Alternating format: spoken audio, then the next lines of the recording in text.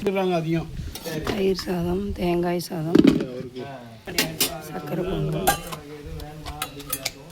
திரும்ப போகலாம். அந்த சாப்பிட்டுட்டு பிரசாதம் வாங்கிட்டு போகலாம்.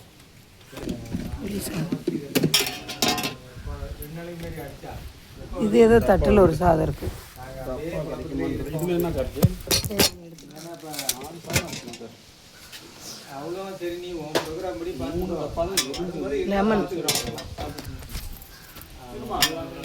லெமன் சாதம். இது தயிர் சாதம். இது புளி சாதம். இது சக்கரை பொங்கல்.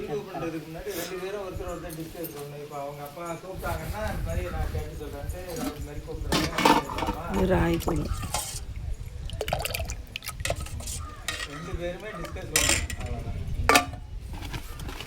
இதுவும் சக்கரை பொங்கல்.